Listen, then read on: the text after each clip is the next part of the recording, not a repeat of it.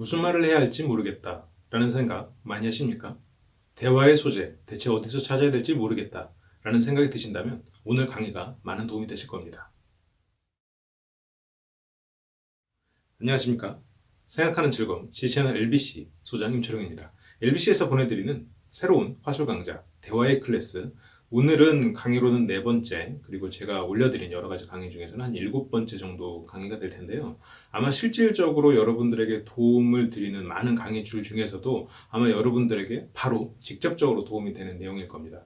왜냐하면 대화를 시작할 때 어떤 이야기를 할까? 어떠한 소재를 가지고 물꼬를 틀까? 이런 것에 대한 이야기를 좀 드리려고 해요. 그래서 오늘은 직접적으로 여러분들이 소재를 과연 어디서 찾을 수 있을까? 그리고 이제 뒤쪽에서 플러스로 어떤 걸 기억해야 할까라는 걸 좀 간단하게 짚어드릴게요. 자, 대화의 소재를 찾는다라는 관점에서 생각을 해보면 말을 잘하는 사람들은 굳이 이런 것을 나눠서 생각하지 않습니다. 그냥 떠오르는 대로 이야기를 해도 충분히 재밌는 이야기가 되고 대화가 잘 통해요. 하지만 대화가 잘 안 되거나 익숙하지 않거나 경험이 좀 부족하거나 아니면 이런 쪽으로 훈련을 생각하지 못해서 그래서 자기도 모르게 훈련이 된 그런 말을 잘하는 사람과 달리 그런 것이 좀 힘들다면 먼저 구분해서 생각하는 것이 필요합니다. 그래서 구분은 크게는 2가지가 있어요. 외적인 것과 내적인 것, 그리고 외적인 것과 내적인 것에 각각 공통적인 것, 그리고 상대의 것, 나의 것, 그리고 총 6가지 영역으로 나눠서 생각을 해보시면 여러분들이 소재를 떠올리는데 도움이 되실 거예요. 자, 차근차근 살펴볼게요.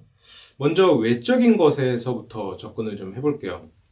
그래서 이 외적인 것에서도 3가지가 있다고 말씀을 드렸는데 공통적인 것, 그리고 상대의 것, 나의 것. 이 대화를 할 때 뭐 내가 1대 다를 대상으로 대화를 하건 아니면 1대1을 대화를 대상으로 하건 그 자리에 있는 사람들, 우리의 것이 존재할 겁니다. 어떠한 소재를 가지고 이야기할 거냐? 공통적인 소재. 이것은 어쩌면 가장 안전한 소재이기도 해요. 겉으로 드러나 있기 때문에 누구나 확인이 가능하고요. 그래서 그걸 가지고 언급하는 순간 서로 공감대가 형성될 가능성이 커요. 그리고 뭐 상대의 것이나 나의 것과는 달리 서로가 공유하고 있는 것이기 때문에 누군가가 소외될 가능성 혹은 누군가가 기분 나쁠 가능성이 상대적으로 적습니다. 그래서 비교적 안전하다는 장점이 있어요. 그리고 이따가 뒤에서 또 말씀을 드리겠지만 이 내적인 것에 내적인 것에 비교를 해봐도 훨씬 더 안전하죠. 상대가 어떤 입장인지 어떤 속마음인지 확인하지 않아도 어느 정도 이야기해도 되니까. 그러면 과연 어떤 것들이 있는지 차근차근 나눠서 몇 가지 사례를 좀 들어드릴게요. 크게 4가지를 말씀드릴 텐데요. 뭐 국가적인 관심사가 있는 날이라든가 서로가 다 알고 있는 어떠한 날에 대한 이야기, 또 2번째로는 공휴일, 그리고 어떤 뭐 쉬는 날 이런 특정 일에 대한 것, 그리고 3번째는 2명 혹은 뭐 여러 명이 머물고 있는 그 공간에 있는 것들, 뭐 음악이라던가 인테리어 이런 것들이 있겠죠. 그리고 많은 사람들이 사용하는 날씨, 근데 여기서 더해서 절기가 있습니다. 절기까지 이 4가지로 좀 구분해서 말씀을 드려볼게요. 자, 첫 번째로 뭐 사회적 이슈나 국가적 관심사 이런 것들을 말씀을 드렸는데 이 사회적 이슈라는 건 꼭 뭐 선거나 이렇게 뭐 큰 게 아니어도 돼요. 서로가 같은 회사를 다니고 있으면 누가 이번에 새로 입사를 했다던데 이런 것도 그 조직 내에서 일종의 이슈죠. 그 조직이란 사회 내에서 이슈니까 그런 것도 충분히 언급할 거리가 됩니다. 그리고 여기서 이제 언급할 때 제가 이제 몇 가지 요령을 알려드리면 예를 들어서 어제 새벽에 굉장히 중요한 월드컵 시합이 있었어요. 그러면 단순하게 어제 새벽 월드컵 시합 보셨어요? 이것보다 이거는 예를 들어서 굉장히 1차원적이죠. 그런 1차원적인 것보다 어차피 그렇게 국가적인 관심사라면 서로가 그 새벽에 축구를 했다는 건 알고 있을 거예요. 물론 이제 상대가 축구에 대해서 전혀 관심이 없다 이런 경우는 굉장히 좀 특별한 케이스니까 물론 저도 축구를 그렇게 좋아하지 않지만 굉장히 특별한 케이스니까 일단 그런 국가적인 큰 관심사라고 하면 이 사람이 그때 축구를 한 건 알고 있었다. 최소한 이 사람이 봤든 안 봤든 알고 있었다는 거 가정하고 말을 하시면 됩니다. 그러면 말이 좀 깔끔하고 입체적으로 만들 수 있어요. 어제 새벽에 깨 있었더니 피곤하네요. 어제 시합은 끝까지 보셨어요? 라고 말하는 거죠.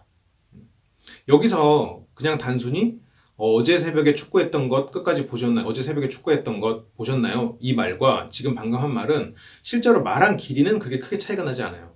근데 비슷한 길이의 문장에 앞에 거와 지금 거를 약간 비교를 해드리면 어제 새벽에 축구했다는 걸 구구절절 설명하고 결국 물어본 건 공유한 정보는 어제 새벽에 축구했다 밖에 없어요. 뭐 그걸 봤다 정도 있겠죠. 물어봤으니까 뭐 나는 봤다라는 걸 암시할 수는 있겠지만 그런 정도밖에 없어요. 근데 두 번째 문장은 일단 나는 좀 피곤하다. 그래서 나는 봤다. 그래서 현재 좀 그렇게 몸 상태가 좋지는 않다. 그리고 당신은 어떠냐? 나는 끝까지 봤다. 어떠냐? 그래서 되게 작은 차이지만 어쨌건 하나의 정보를 더 줬고 문장 자체도 더 깔끔하게 떨어집니다.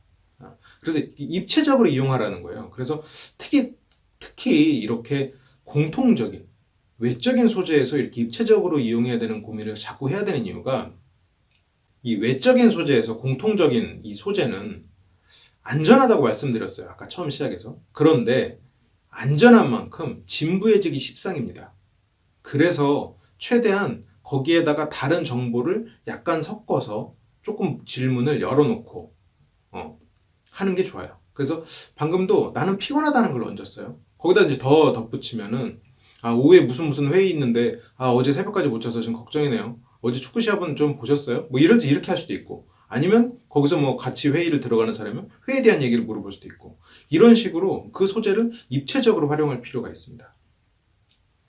특히나 외적인 공적인 대화, 공통의 소재인 경우에는 더더욱 그래요. 가장 진부해질 수 있는 소재이기 때문이에요. 자, 그러면 두 번째로 넘어가 볼게요. 두 번째, 공휴일이나 이벤트가 있는 날이라고 말씀드렸어요. 이것도 지금 공통적으로 공유가 된 거죠. 그 공휴일이라는 건 거의 모든 사람들이 다 알고 있는 날이잖아요. 쉬는 날. 예를 들어서 뭐 연휴가 있는데도 이제 연휴네요. 연휴 계획 있으세요? 이렇게 물어볼 수도 있겠죠. 근데 앞서 말씀드린 것처럼 이렇게 공통 영역에 있는 걸 가지고 이렇게 1차원적으로 물어보면 굉장히 진부해집니다. 그래서 여기서는 조금 더 내 정보를 실어줘야 돼요. 예를 들어 이렇게 할 수 있겠죠. 장거리 운전하려니까 벌써부터 걱정이네요. 연휴 때 무슨 계획 있으세요? 예를 들어 이 정도는 자기 정보를 실어줘야 돼요. 여기서 장거리 운전이라는 표현이 연휴랑 겹쳐지면서 나는 먼 곳에 고향이 있다. 그리고 그곳을 운전해서 갈 거다. 그래서 이번 연휴의 계획은 그런 게 있다라는 것을 그 안에 정보가 들어가 있죠. 이렇게 되면 상대 입장에서도 이야기하기가 좀 편해요. 그래서 단순히 연휴 계획 있으세요? 이런 거 하면은 내가 연휴에 뭐 하더라? 그래서 자기 이야기를 해야 되는데요.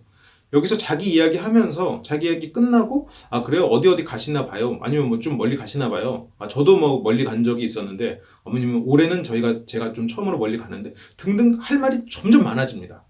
이런 게 쌓이면 쌓일수록 두 사람의 대화가 자연스러워지는 거예요. 그래서 뭐 그런 사소한 거 신경 써요. 그냥 뭐 말하면 되지. 물론 그냥 말해도 되죠. 근데 사소한 것들이 쌓이면 나중에 좀 더 자연스럽고 침묵의 시간도 편안해질 수 있다는 얘기예요. 그래서 이 두 번째 공휴일이나 이런 부분에서는 뭐 바로 다음에 연휴가 있다거나 아니면 뭐 특별한 뭐 행사가 있는 날이라거나 이런 것들을 가지고 언급을 하는 거죠. 거기에 이제 플러스로 자기의 정보를 얹을 수 있게. 근데 정보를 얹을 때는 구구절절 얹지 마세요. 여기서 뭐 특별한 공휴일 같은 것도 뭐 있을까요? 뭐 회사 창립기념일 이런 것도 있겠죠. 같은 회사라면. 아니면 뭐 회사가 아니고 그냥 같은 직장 동료가 아니어도 주말을 지나고 나서 만난 것 이런 것도 상당히 쓸만한 소재예요. 그래서 지난주는 집에만 있었네요. 몸이 좀 찌뿌둥하네요. 뭐 주말에 재밌게 보내셨어요? 이 정도. 그냥 주말 재밌게 보내셨어요? 이것보다는 이 정도로 자기 소재 얹어서 같은 공통 소재를 언급하는 것 뭐 이런 거는 조금 더 서로의 대화를 물꼬를 틀 수 있는 좋은 방법입니다. 그래서 어차피 서로가 알고 있는 그런 공휴일이 있다면 뭐 태극기를 걸어야 되는 날이라면 태극기 찾아야 되는데 못 찾고 나왔어요. 오늘 저녁에 가서 꼭 찾아봐야겠네요. 예를 들어서 이런 정도로 탁 언급하면 그 공휴일에 대한 언급이 되는 거죠. 그래서 내일이 무슨 날이에요? 알고 계시네요? 이것보다 그냥 태극기를 탁 언급함으로써 그 공휴일이라는 소재를 쓴 게 되는 거죠. 조금 더 세련되게 그 소재를 이용하는 방법입니다. 조금 더 우회적으로 쓰는 거죠. 자, 그럼 세 번째로 넘어가 볼게요. 세 번째는 그 공간에 대한 겁니다. 인테리어나 배경음악 뭐 이런 것들을 가지고 이야기할 수 있겠죠. 여기 음악 참 좋네요. 여기 인테리어 참 좋네요. 어떤가요? 밋밋하죠? 그래서 이거를 조금 더 넓혀서 자기 정보랑 좀 얹어서 입체적으로 한다면, 이번에 제가 방에 인테리어를 좀 해보려고 고민하고 있는데, 여기 인테리어는 참 도움이 될 것 같아요. 예를 들어서 이렇게 말을 했단 말이죠. 그러면 물론 상대가 이거에 관심이 없을 수도 있어요. 그런데 내가 이렇게 여러 가지 옵션을 상대한테 던져줌으로써 상대와 공통점을 찾을 가능성이 더 커지겠죠. 예를 들어서 나는 인테리어에 관심이 많다. 그리고 내 방의 인테리어를 내가 손수한다. 그래서 나는 인테리어에 대한 기본 지식이 있는 사람이다라는 게 순간적으로 어필이 됩니다. 그러면 상대가 만약 자기 방에 대해서 인테리어 고민하고 있거나 아니면 그런 거에 대해서 관심이 있는 사람이라면 무언가 얘기가 풀어질 수도 있겠죠. 뭔가 인테리어 관련된 거를 사고 싶은 사람이라거나 아니면 그런 거에 경험이 있는 사람이라거나 무언가 대화의 물꼬를 틀 가능성이 점점 커집니다. 단순히 여기 인테리어 좋네요. 그러면 상대는 네 그러네요 라고 끝날 거예요. 이런 사소한 차이들이 대화의 센스를 만드는 겁니다. 예를 들어서 그 공통 소재 이런 거에서는 음악 같은 경우에도 그냥 단순히 음악 좋네요 보다는 제가 클래식 몇 곡 모르지만 여기 음악은 참 좋네요. 제가 나중에 매장에도 이런 거 좀 한번 틀어놓으라고 얘기를 해야겠어요. 라고 하면서 자기가 가진 어떤 매장, 자기가 관리하고 있는 매장에 있다는 것을 슬쩍 어필할 수 있겠죠. 굳이 저는 어디 매장을 관리하고 있고 이런 말보다는 이런 식으로 그냥 언급하면 돼요. 좀 더 자연스럽게 자기를 어필할 수 있는 그런 방법이 되는 거죠. 자, 그럼 그 다음으로 넘어가 볼까요? 자, 네 번째예요. 날씨인데 이 날씨를 사람들이 굉장히 이 날씨를 소재로 쓰는 거를 가볍게 생각해요. 근데 이 날씨를 소재로 쓰는 거를 가볍게 쓰는 이유는 알고 있습니다. 진부해진다. 무슨 청소년 드라마 같은 느낌이다. 이런 생각을 들 수는 있을 거예요. 물론 청소년 드라마 좋은 드라마 많습니다만. 그런데 이 날씨가 위력적인 것이 두 가지 이유가 있어요. 하나는 여러분들이 굉장히 친한 사람을 만나지 않는 일반적으로 이제 거래처 사람이라던가 그런 사람들, 영업을 통해서 만난다거나 아니면 어떠한 그 포멀한 자리, 예를 지켜야 되는 자리에서 날씨 얘기를 언급하는 게 상당히 도움이 됩니다. 왜냐면요, 특별한 소재를 가지고 언급하면 상대가 거기에 대해서 어떻게 대응해야 될지를 잘 몰라요. 순간적으로 무슨 말 해야 되지? 이렇게 돼요. 그래서 이 날씨 얘기가 진부한 만큼 좋은 이유는 상대가 그 말에 쉽게 대응할 수 있기 때문이에요. 그래서 여러분들이 거래처를 만난다거나 그런 좀 어려운 자리에서는 처음에는 가능하면 쉽게 진부한 소재를 선택하는 것도 하나의 기술입니다. 그 뒤에 어느 정도 대화의 물꼬를 튼 다음에 조금씩 특별한 소재를 얹어가는 것, 이게 하나의 또 요령이에요. 그리고 제가 아까 두 가지로 말씀드렸는데 이렇게 일부러 진부한 것을 선택하는 것도 전략이다. 그리고 두 번째는 이게 생각보다 진부하지가 않아요. 두 번째 이유는. 자, 그냥 날씨만 한번 볼게요.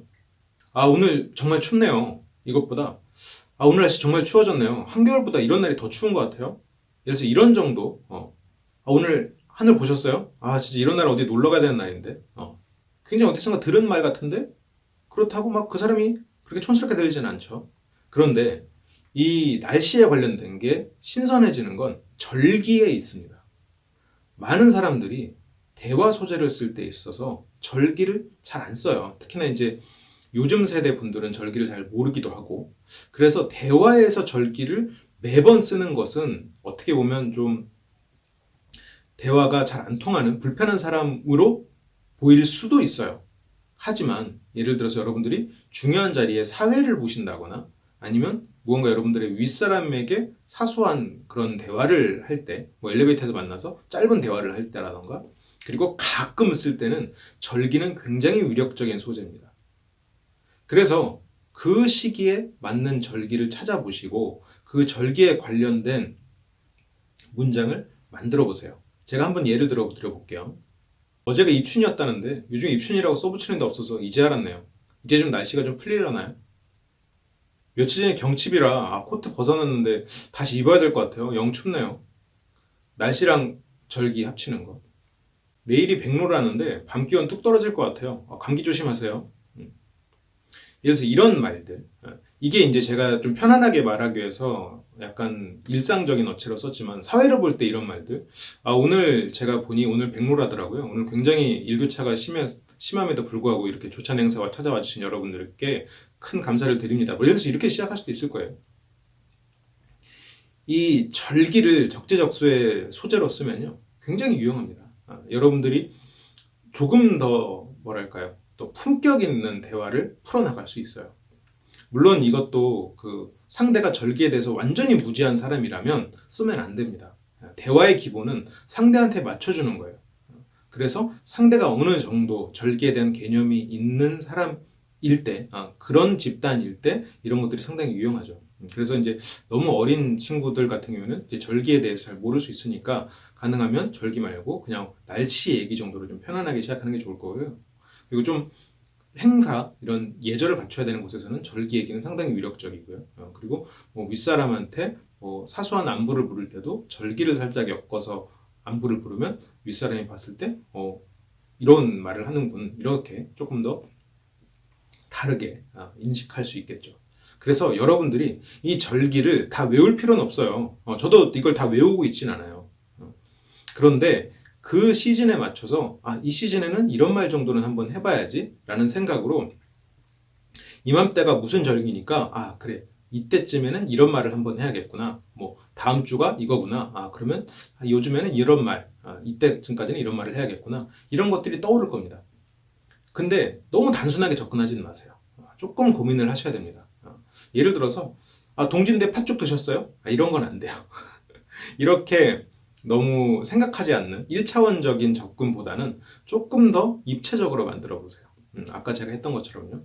그래서 뭐 여러분들이 혼자 생각해 보셔도 좋고, 이 영상의 댓글로 절기를 가지고 만든 한 문장 한번 적어주시면 더 좋을 것 같아요. 제가 일종의 내드리는 과제라고 생각해 보세요. 자, 그럼 이제 두 번째로 넘어가 볼게요. 자, 두 번째는 외적인 것 중에서 상대의 소재입니다. 외적인 것 두 가지예요. 크게 이 사람의 외모와 이 사람이 가진 것, 두 가지로 접근하면 됩니다. 그런데 이거를 주의해야 되는 이유가 있어요. 외모는 딱 눈에 띄잖아요. 공통적인 것보다 어떻게 보면 더 조심해야 되는 부분이 뭐냐면요, 내가 눈에 딱 띄어서 말을 하는 순간 나는 처음 한 말인데 그 사람은 맨날 들었을 얘기일지도 몰라요.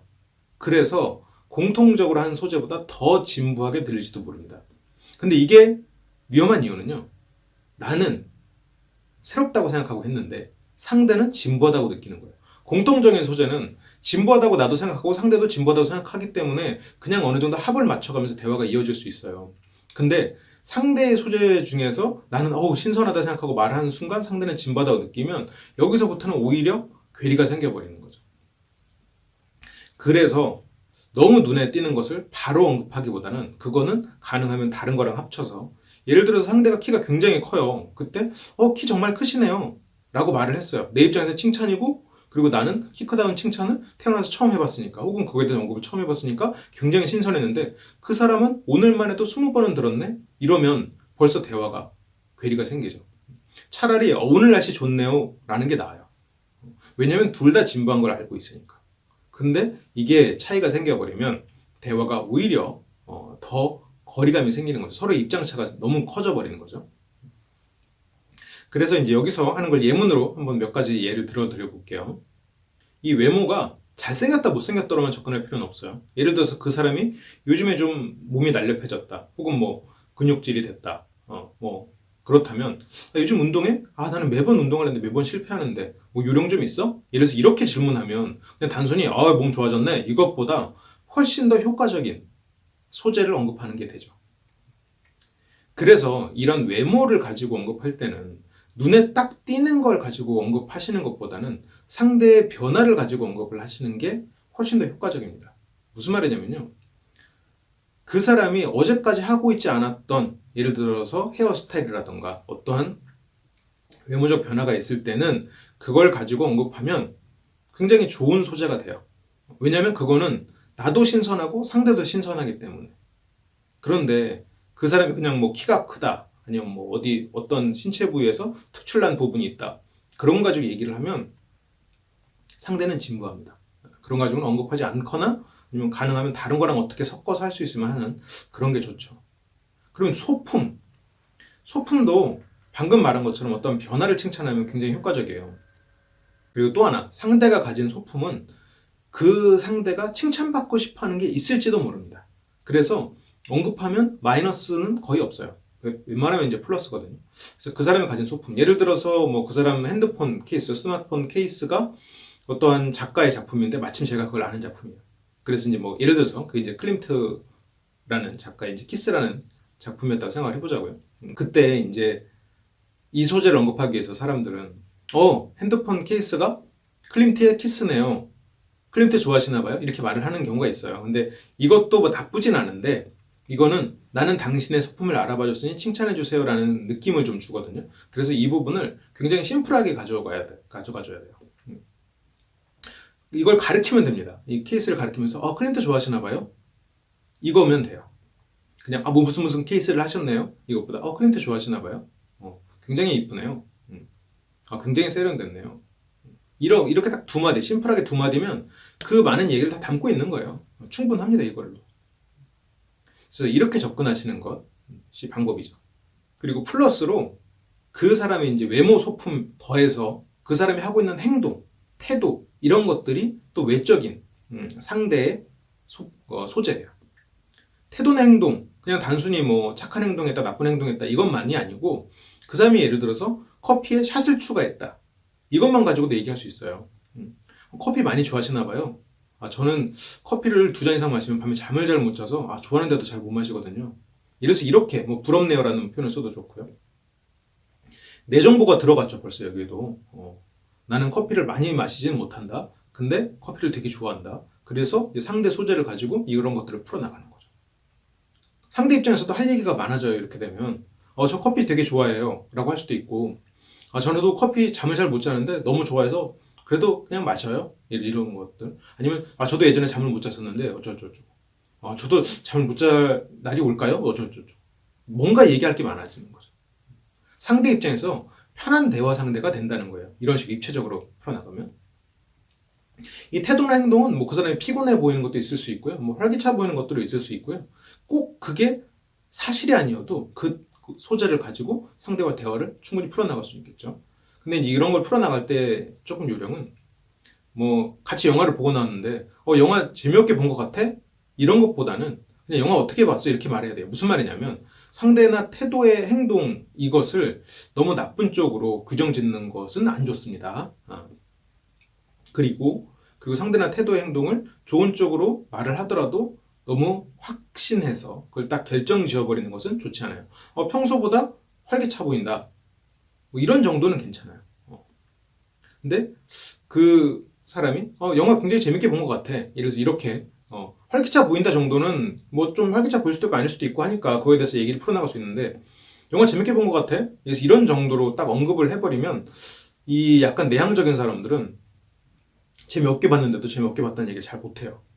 그래서 가능하면 이제 그렇게 딱 태도나 행동의 이유를 규정 지어버리는 것은 좋지 않다라는 거죠.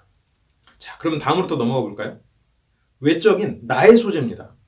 외적인 나의 소재. 이것도 뭐 외모나 소품이 시작이 되는 거죠.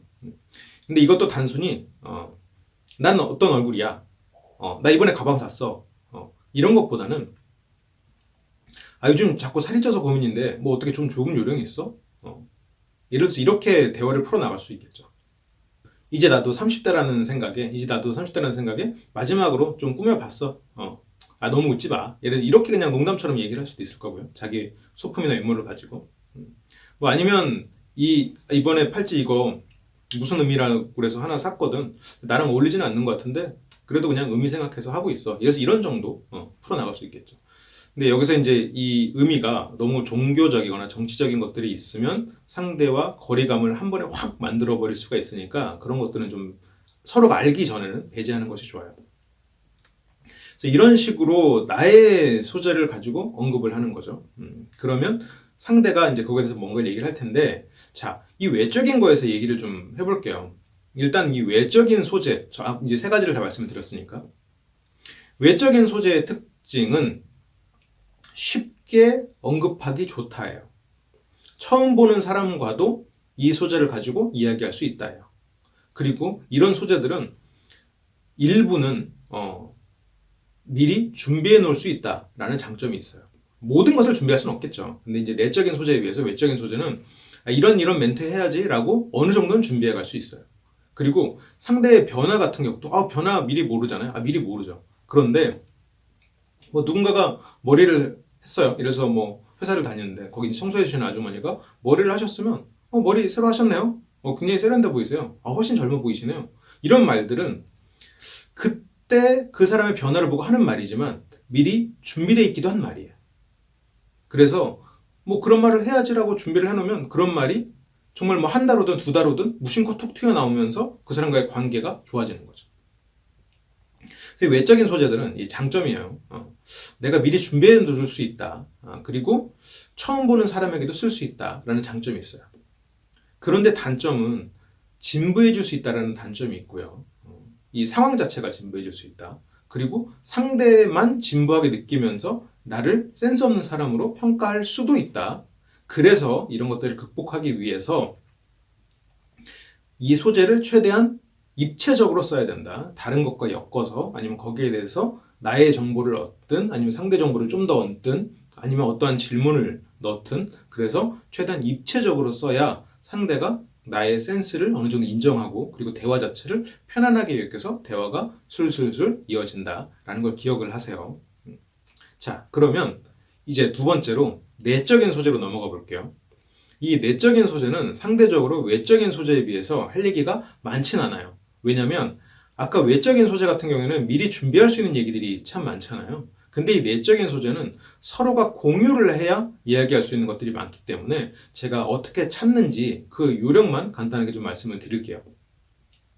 일단 공통의 내적인 소재 같은 경우에는 서로가 같이 경험한 어떤 것으로 시작하는 게 상당히 좋은 소재가 될 수 있어요. 뭐 둘 사이에 뭐 같이 여행 갔다 온 경험이 있다면 우리 작년에 속초 갔다 왔었는데 뭐 이런 정도 소재가 되는 거죠. 근데 이것도 이렇게 쓰는 것보다 우리 작년 속초 갔을 때보다 요즘이 더 더운 것 같아. 슬슬 우리 한 번 더 가야 되지 않겠어? 그래서 이런 말. 그래서 지금 날씨와 우리가 같이 갔던 경험과 그리고 같이 가자는 제안, 이게 짧은 문장에 쑥 다 들어가 있죠. 그러면 이 대화가 조금 더 상대 입장에서도 편하게 이어져요. 그런데 이 내적으로 공통적인 소재는 서로가 경험이 어느 정도 쌓여야 되잖아요. 그래서 이 사람과 많이 만날수록 더 친밀도가 올라갈 가능성이 높은 이유가 바로 이런 겁니다. 내적인 공통 소재가 많아져요. 내적인 공통 소재의 특징은요. 아까 외적인 소재 같은 경우에는 서로의 친밀도를 올리기도 하지만 일단 그 상황을 약간 말랑말랑하게 하는 효과가 더 큽니다. 그런데 이런 내적인 소재는요. 물론 당연히 상황을 말랑말랑하게 하는 부분도 있지만 서로의 친밀도를 더 높인다. 혹은 이미 높아진 친밀도를 유지시킨다는 장점이 있습니다. 왜냐하면 자꾸 이 사람하고 우리라는 걸 강조시키고 그런 부분이 있거든요. 그래서 이런 부분들을 잘 활용하면 그 사람과 조금 더 깊은 사이가 될 수 있어요. 자꾸 이런 것들을. 근데 그런 것들도 언급할 때, 우리 작년에 속초 갔을 때 이런 일이 있었지. 이렇게 해서 구구절절 늘어놓는 것도 필요할 수 있겠죠. 근데 이런 것보다는 그냥 툭 던지면서 그 사람의 머릿속으로 그 상황을 탁 떠올릴 수 있을 정도로만 언급하면 돼요. 그래서 구구절절 막 말이 많은 것보다 가능하면 이렇게 임팩트 있게 한 문장을 탁 던지면서 질문으로 연결하면 그 사람이 그걸 떠올리면서 나와의 대화에서 어떠한 대답을 하면서 자연스럽게 대화가 이어지는 거죠. 그런데 이런 공통 경험 중에는 사람들이 그러면 뒷담화도 좋지 않나요? 라고 얘기들을 해요. 근데 이제 이런 뒷담화는 뒤에 금기에서도 언급을 드리겠지만 뒷담화는 피하는 게 좋습니다. 왜냐면요. 돌고 돌고 돌아서 결국 나한테 돌아오는 경우가 있고요. 그리고 이런 뒷담화가 시작되면 내가 누군가의 적이 되잖아요. 그리고 나의 이미지가 남의 험담을 하는 사람 이미지가 되면서 나중에 나의 평판이 안 좋아졌을 때 그게 순식간에 나쁜 평판이 퍼져버려요. 그런데 내가 누군가에 대해서 뒷담화를 하지 않고 이제 뒤에서 칭찬을 하는 게 한두 번 이렇게 언급이 돼서 사람들 사이에서 퍼져 있으면요. 그게 그 사람들 사이에서 뒷담화가 막 퍼질 때, 내 뒷담화가 혹시라도 좀 퍼지거나 험담이 시작될 때 그 사람들이 그걸 막아줍니다. 그러니까 아니야 그 사람 절대 아니야라고 막 강렬하게 하는 건 아닌데 뭐 그런 일이 있었겠어라고 하면서 그냥 흥미를 잃어버리는 정도로. 근데 이런 사소한 그 사람의 선택이 나의 평판이 어떻게 움직이느냐를 좌우해요. 그래서 여러분들이 그 어떤 조직이나 그 사회에서 살아남기 위한 방법 중에는 가능하면 뒷담화에 적극적으로 참여하지는 않으시는 게 좋아요. 그런데 물론 뭐 내가 관련돼 있지 않은 거, 뭐 자식이라던가 아니면 뭐 아내가 와서 동창회나 아니면 어디 나가서 이렇게 친구들하고 얘기해서 이렇게 그 친구 욕을 할 때는 뭐 동참해줌으로써 친밀도를 높일 수 있겠죠. 솔직히 뒷담화만큼 친밀도를 빠르게 올리는 건 없거든요. 근데 이제 문제는 그게 비수가 돼서 돌아온다라는 거. 근데 이제 비수가 돼서 돌아올 가능성이 전혀 없는 곳에서는 뭐 적극적으로 활용하시는 거는 여러분들의 선택에 맡기도록 하겠습니다. 자, 그럼 그 다음으로 넘어가 볼게요. 자, 이제 내적으로 상대의 것과 나의 것이 남아있는데, 이건 같이 한번 다뤄볼게요. 이 상대의 내적인 것과 그 나의 내적인 것, 이거는 상대의 내적인 건 어느 정도 유추할 수밖에 없고, 나의 내적인 것은 상대가 모르더라도 끌어내야 돼요. 근데 이제 이런 거에서 사람들이 쉽게 떠올릴 수 있는 게 불평불만입니다. 그런데 이런 불평불만을 가지고 이야기를 하는 것은 좋지 않아요. 내가 먼저 그것을 언급하는 것은 더더욱 좋지 않아요. 상대가 언급한다면 그걸 들어주는 건 좋아요. 예를 들어서 이런 것들이 있겠죠. 발표할 때나 이럴 때 보면 정말 떨질 않는 것 같아. 그런 비결이 있어? 예를 들어서 이런 거. 그러니까 발표를 딱 잘하고 그때 언급하는 거는 뭐 상대의 태도에 외적인 거에 있을 수 있겠지만 그 사람은 떨지 않는다. 그 비결은 뭐냐라고 물어본다. 라는 거는 어떻게 보면 그 사람의 내적인 거죠. 저는 이번 프로젝트가 좀 걱정돼요. 약간 설레기도 하고. 지난번에 맡으셨던 거랑 좀 비슷하신 것 같은데 좀 요령 같은 게 있어요? 라고 물어볼 수도 있겠죠. 나의 내적인 걸 가지고. 그래서 이런 식으로 그 상대의 내적인 거는 뭐 약간 유추해서 아까처럼 뭐 떨지 않는 것 같아. 그 사람은 실제로 아마 떨었을 거예요. 근데 나는 떨지 않았을 거라고 일단 유추를 한 거죠. 그런 식으로 대화를 이어나갈 수 있습니다. 근데 이제 이런 것들은 상당히 이 내적인 것들은 그 상대와 어느 정도 교류가 있어야 찾을 수 있어요. 고민도 많이 하셔야 되고요. 기억도 많이 하셔야 되고요. 외적인 것과는 달리 상대와 빠르게 친해질 수 있지만 또 빠르게 상대가 실망할 수 있는 요소도 포함되어 있어요. 그래서 이런 것들을 구분하기 위해서 우리는 눈치가 필요합니다. 이 눈치에 대한 강의는 대화의 클래스에서 한 강을 통해서 여러분들한테 드릴 거예요. 너무 걱정하지 않으셔도 돼요. 일단 여러분들은 주변에서 소재를 찾는 연습을 많이 하셔야 돼요. 그래서 그 누군가한테 그 소재를 당장 말하지 못해도 그 소재를 가지고 무슨 말을 하면 좋을까라고 고민을 하는 것, 최소한 이게 필요합니다. 그래서 여러분들이 찾은 좋은 문장 같은 게 있으면 이 영상에 댓글로 한번 달아줘 보세요. 제가 그 영상에 달린 댓글을 보고 혹시라도 조금 더 개선할 수 있는 포인트가 있다면 제가 개선해서 댓글을 달아드리겠습니다. 금기 소재 3가지가 있는데요. 정치나 종교적으로 입장이 정해지는 것, 그리고 앞서 언급드렸던 뒷담화, 타인 험담, 그리고 또 하나가 가정이나 이런 가정사에 대한 거예요. 그래서 종교나 정치 이런 거는 물론 여러분들의 선택이 나와 같은 포지션을 가진, 같은 입장을 가진 사람만 만나겠다라고 생각하시면 뭐 그걸 바로바로 언급하셔도 좋은데, 그런데 이제 문제는 그런 부분이에요. 나랑 정치적인 색깔이 맞는데 종교적인 색깔이 맞지 않는 사람들이 있을 거예요. 그리고 이 사람과는 정말로 나랑 가치관이 맞는데 그런 것들이 다 안 맞는 사람도 존재할 겁니다. 그리고 이런 것들이 다 맞지 않는데 가치관이 맞는 사람도 존재할 거예요. 이런 사람들은 인간관계에서 다 배제돼 버리는 거예요. 그리고 또 배제되는 사람이 있어요. 나와 이런 것들이 다 맞는데 이런 것들을 이런 것들을 언급하는 것을 싫어하는 사람이 존재할 겁니다. 그런 사람은 나를 배제시킬 거예요. 그래서 이런 사람들이 다 배제되고 나면 주변에 사람이 잘 남지 않아요. 그리고 이런 것들을 격렬하게 얘기하는 본인과 같은 입장, 나머지 것들이 다 같은 입장을 가진 사람들만 남을 텐데, 그렇게 상황이 되었을 때 과연 그것이 본인이 원하는 사람들의 모습인가, 원하는 인간관계의 모습인가, 이건 생각해 보셔야 돼요. 그래서 물론 이런 것은 선택의 문제지만 그 사람의 본질을 알기 전까지는 이런 입장을 언급하는 것은 피하시는 것이 좋아요. 두 번째, 타인 험담도 여러분들이 정치력을 만들어낸다고 생각하셔야 돼요. 정치력은 뭐냐면요, 결국 내 편을 만드는 거예요. 내 편을 만든다는 것은 어떤 상황에서도 나를 지지하는 사람들을 만들어준다는 거예요. 그래서 이 사람이 나랑 완전히 절친이 아니어도 최소한 나를 봤을 때, 아, 저 사람은 저런 짓을 할 정도 사람은 아닌 사람. 그래서 나에 대해서 나쁜 평판이 퍼져나갈 때 그것을 믿지 않을 사람. 나에 대한 좋은 평판을 사소하게나마 흘려줄 수 있는 사람. 이런 사람들을 만들어 나가는 거예요. 이거는 아까 제가 언급드렸던 것처럼 엘리베이터에서 청소해 주시는 분한테 인사하는 것만으로도 그런 것들이 쌓입니다. 그 사람이 내 편이 되고요. 그것을 본 사람들이 내 편이 됩니다. 항상 일관되게 그런 모습을 펼치는 거죠. 타인 험담은 이거를 완전히 깨버리는 거예요. 순간적으로 누군가와 친해질지 모르지만 나는 타인 험담을 하는 사람이 돼요. 그래서 그게 돌고 돌고 돌아서 결국 나에게 돌아옵니다. 나의 정치력은 그만큼 낮아지는 거죠. 그리고 마지막으로 이제 가정이나 가족, 그런 가정사에 대한 이야기인데, 참 이게 언급하고 싶어지는 이야기예요. 그리고 쉽게 물어볼 수 있는 이야기고. 그런데 의외로 많은 사람들이 가족이나 가정사에 이야기하고 싶지 않은 부분들이 있습니다.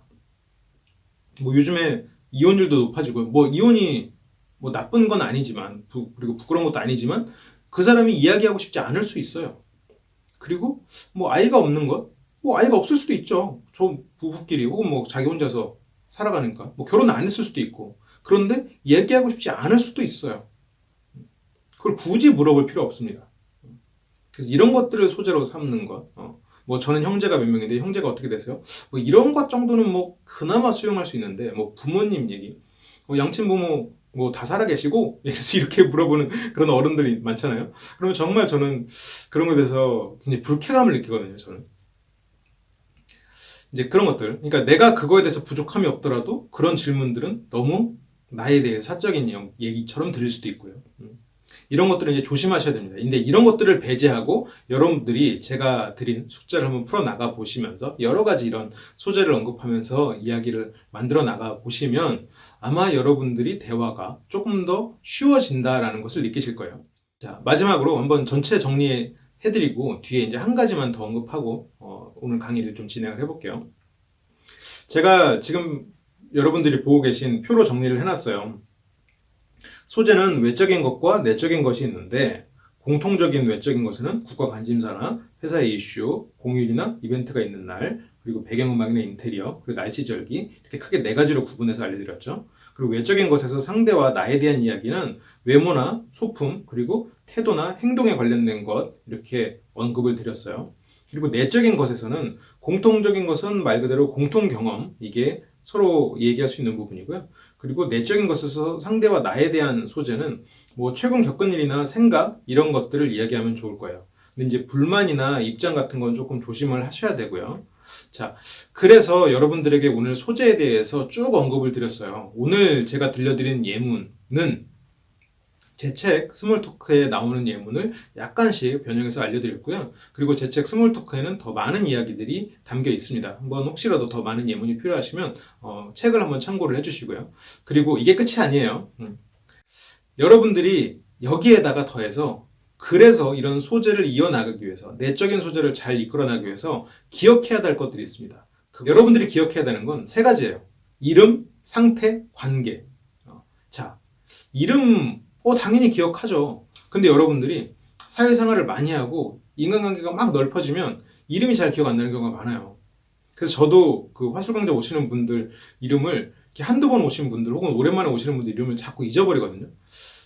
근데 이제 수업 중에 이런 걸 계속해서 기억할 수가 없으니까 이제 정말로 기억을 못하는 경우가 많지만, 그래 노력하려고 애를 씁니다. 기억하려고 애를 씁니다.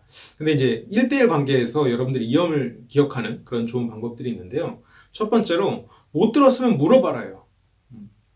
사람들이 의외로 이름을 듣고 못 들어도 다시 물어보면 예의가 아닐 것 같다라는 생각에서 못 물어보거든요. 이제 그러시면 안 돼요.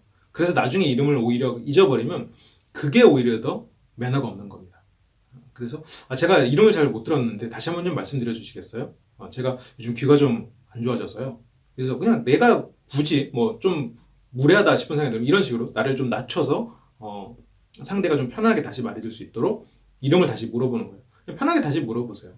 그리고 여기서 이제 또 포인트는, 한 번 들었으면 그 이름을 몇 번 언급하면서 대화를 하는 거예요. 아, 그래요? 임초롱 소장님은 그러면 이런 작업들에 대해서 좀 많이 해보셨겠네요.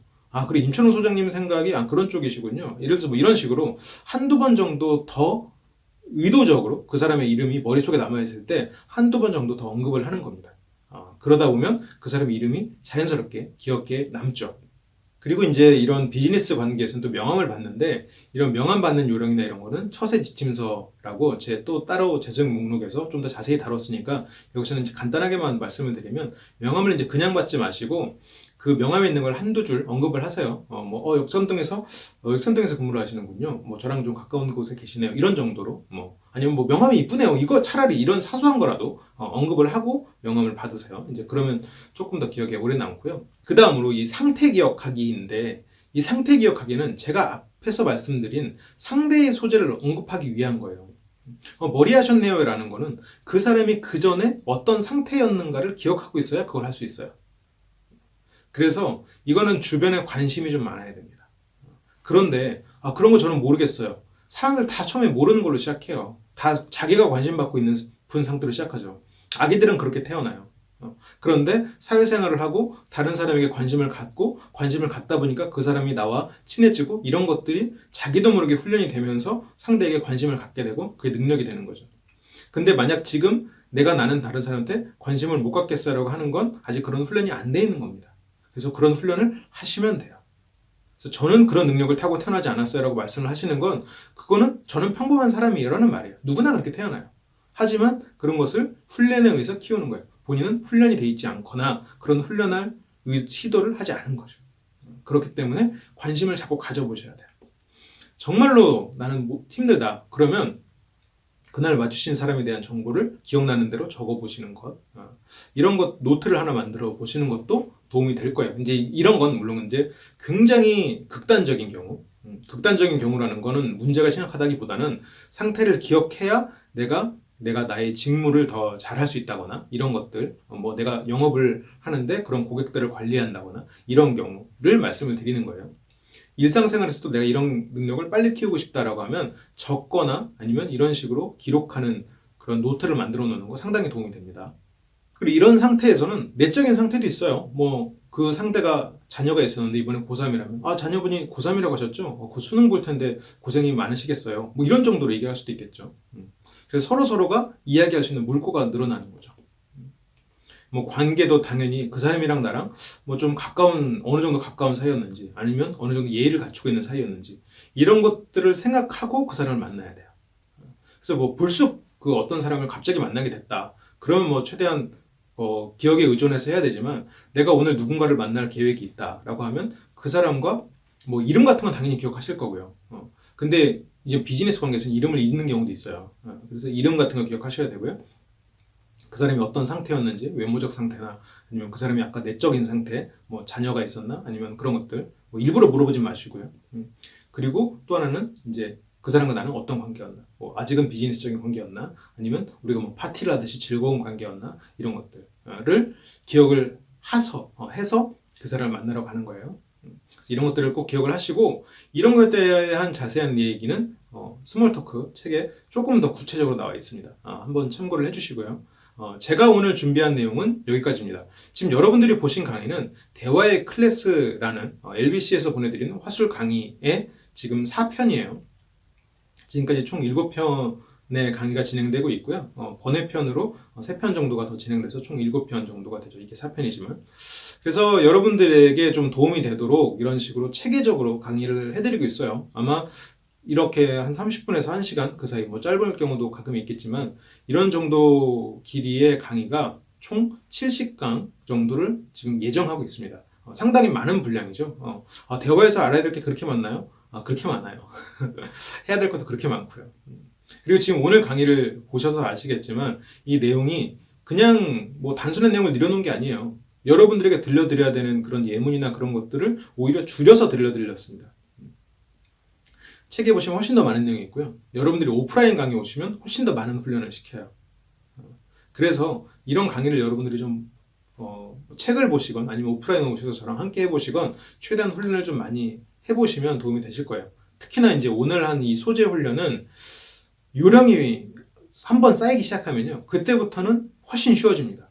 왜 그러냐면, 특히나 이 외적인 경우에는 내가 생각했을 때 신선한데 상대가 생각할 때 진부한 거, 이런 것들은 정말 X잖아요. 해서는 안 되잖아요. 근데 그런 반대의 경우, 내가 생각했을 때 진부한데 상대가 생각했을 때 신선한 것을 미리 만들어 놓는 거예요. 나는 그 말을 어디 가나 매일 해요. 처음 보는 사람한테. 근데 그 사람들은 매번 신선해해요. 이런 것들을 만들어 놓을 수가 있다는 얘기예요. 그래서 이런 요령이 한번 생기면요, 그 사람은 항상 유쾌한 사람, 대화하기 편안한 사람으로 이미지가 박혀요. 한번 그렇게 이미지가 쌓이면 정말로 여러분들이 사회생활하거나 인간관계를 만들어 나가는 게 수월해집니다. 물론 짧은 시간 안에 된다라고 생각하시기보다는 조금 차근차근 조금씩 작은 목표를 가지고 변화해 간다라고 생각하시면 도움이 되실 거예요. 자, 오늘 강의 잘 보셨죠? 그러면 이제 댓글이나 뭐 제 메일로 보내셔도 되는데 여러분들이 공유할 수 있도록 제 댓글로 여러분들이 한번 생각하는 좋은 소재, 그 소재를 가진 문장, 어떤 상황에서 어떤 문장을 쓸지 내용을 적어주시면 제가 댓글로 피드백을 드리도록 하겠습니다. 오늘 영상 시청해주셔서 감사하고, LBC에서는 이처럼 여러분들에게 지식과 그리고 정보를 드리는 콘텐츠들을 제공하고 있어요. 그래서 지금은 화술, 심리, 처세에 관련된 내용을 제공하고 있고요. 향후 다양한 지식을 여러분들이 전달할 수 있도록 많은 공부하고 여러분들이 공부하실 수 있는 소재를 드리도록 하겠습니다. 그러면 시청해주셔서 감사합니다. 저는 다음 시간에 돌아올게요.